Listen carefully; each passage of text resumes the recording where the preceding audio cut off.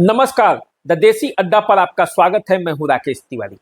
देखिए, सारण प्रमंडल में जिन कुछ सीटों की चर्चा थी उसमें एकमा महत्वपूर्ण था और एकमा के पूर्व विधायक धूमल सिंह की जब टिकट कटने की चर्चा हुई तो सारण प्रमंडल की राजनीति गर्मा गई।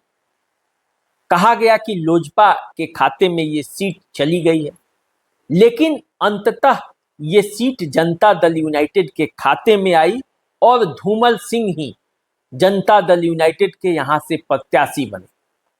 चाहकर भी NDA, BJP, Janata Dal United Dhumal Singh का टिकट नहीं काट पाई। तो इसके पीछे क्या कारण था? क्यों एनडीए धूमल सिंह का टिकट नहीं काट पाई? आज उन समीकरणों पर हम चर्चा करेंगे और अंदर की सच्चाई बताएंगे। आखिर क्या वो कारण रहा जिसकी वजह से धूमल सिंह का टिकट पुनः वापस करना पड़ा? नीतीश कुमार एक्शन में आए और नीतीश कुमार ने अपने हाथों से धूमल सिंह को अपने पार्टी का सिंबल दिया और कहा कि जाइए एकमा और चुनाव लड़िए।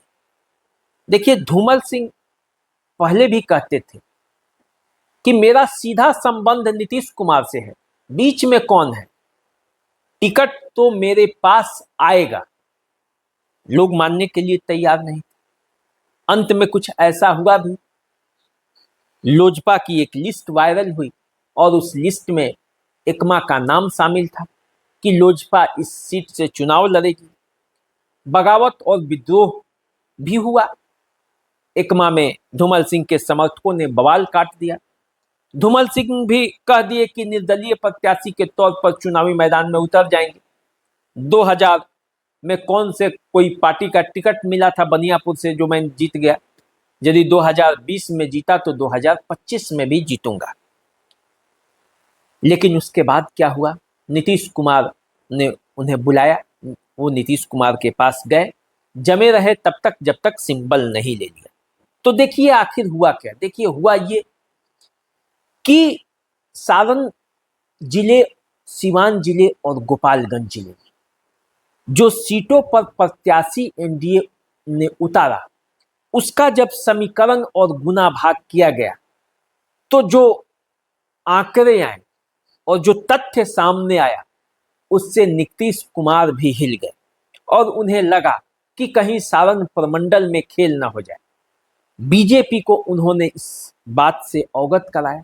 बीजेपी के बड़े नेताओं ने भी जब इस मामले को समझा तो वो समझ गए कि धूमल सिंह को इग्नोर करना आसान नहीं, क्योंकि सारण जिले के अधिकांश सीटों पर बीजेपी और जेडीयू ने जिन्हें उम्मीदवार बनाया है उसमें राजपूत जाति की संख्या अधिक है। सोनपुर से राजपूत जाति का ही उम्मीदवार होगा, तरैया से राजपूत ही होंगे, माझी से राजपूत ही होंगे, बनियापुर से राजपूत ही होंगे। और यदि एकमा से कामेश्वर सिंह मुन्ना को भी चुनावी मैदान में उतार दिया जाए और किसी भूमिहार का पत्ता कट जाए तो फिर क्या होगा? वैसे ही पहले से सारण सिवान में कई ऐसी घटनाएं घटी हैं जिसके बाद से इन दोनों जातियों में तनाव है। मलमलिया कांड, मर्डर कांड जो है उसमें उसका जो समीकरण है, उसका जो साइड इफेक्ट है, फिर प्रभुनाथ सिंह के परिवार और मुन्ना ठाकुर एक जो नेता हैं उनके बीच जो विवाद हुआ और जिसे जातीय रूप देने की कोशिश की गई वो विवाद, और फिर जब धूमल सिंह का टिकट कट जाएगा तो फिर जो विवाद होगा उसको संभालना कहीं मुश्किल ना पड़ जाए। जैसे देखिए, पूरे सारण जिले में यदि और सिवान और गोपालगंज जिले में यदि आप नजर डालेंगे तो 4 सीटों पर सारण में ऐसा लगता है कि राजपूत कैंडिडेट है।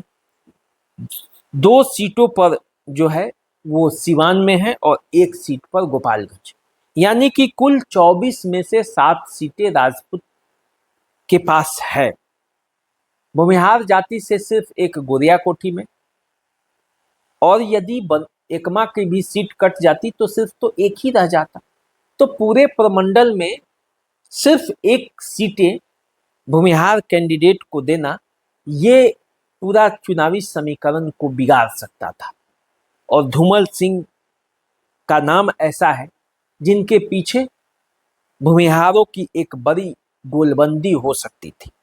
उस गोलबंदी को रोकने के लिए एनडीए के चूंकि वोटर हैं भूमिहार वर्ग के लोग, तो उसको रोकने के लिए एनडीए को ये कदम उठाना पड़ा और चिराग पासवान की जो सीटें दी गई उन्हें से वापस लेकर फिर से धूमल सिंह को देना पड़ा। देखिए पूरे सारण प्रमंडल में यदि देखें तो 24 में से 7 राजपूत चुनावी मैदान में उतरे हैं। 3 ब्राह्मण भी हैं, बैकुंठपुर, कुचायकोट और सिवान। और भूमिहारों की संख्या कितनी है? एक गोरिया कोठी और एक जो एकमा थी, उसमें भी एकमा चली जाती तो मात्र 1 बच जाते। तो जातीय गणित को सेट रखने के लिए धूमल सिंह का टिकट जरूरी था और इसीलिए एनडीए उनका टिकट नहीं काट पाई।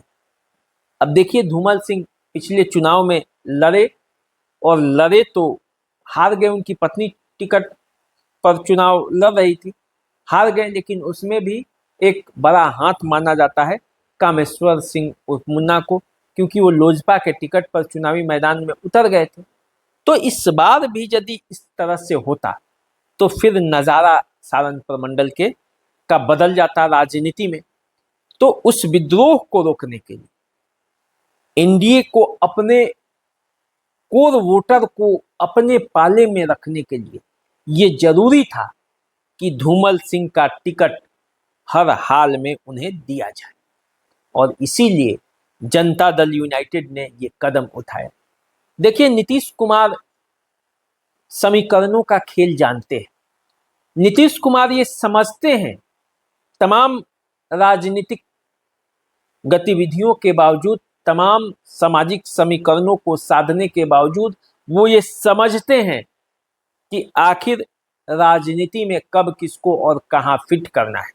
और इसीलिए वे धूमल सिंह को बुला कर दिए। आखिर श्याम बहादुर सिंह का टिकट क्यों नहीं वापस हुआ? क्योंकि वो जानते थे कि श्याम बहादुर सिंह का टिकट कट गया तो उन्हें मना भी लिया जाएगा और वहां के वोटर मान भी जाएंगे, क्योंकि इंद्रदेव पटेल उन्हीं के समुदाय के थे। अंततः जब दबाव बढ़ेगा, समीकरण बदलेंगे, जब नेताओं का आगमन होगा तो लोगों का मन बदल जाएगा। लेकिन एकमा में ये संभव नहीं था, बैकुंठपुर में ये संभव इस बार नहीं था और इसीलिए से मनजीत सिंह को मैनेज किया गया। तो देखिए सारण प्रमंडल में जनता दल यूनाइटेड ने अपने समीकरणों को साधा है। नए सिरे से इस तरह से टिकटों का सामंजस्य किया गया है कि जो विद्रोह था उस विद्रोह पर अंकुश लगा है। अब देखिए आगे क्या होता है, चुनावी समीकरण कैसे बदलते हैं, कैसे बनते हैं। हम आएंगे आपके सामने फिर तो पूरा खबर भी बताएंगे और भी यहाँ की बातें होंगी, चर्चाएं होंगी। आप हमारे साथ बने रहिए, देखते रहिए द देसी अड्डा। चैनल को सब्सक्राइब कर लीजिए, फेसबुक इंस्टाग्राम पर हमें फॉलो कीजिए। अभी दीजिए इजाजत, नमस्कार।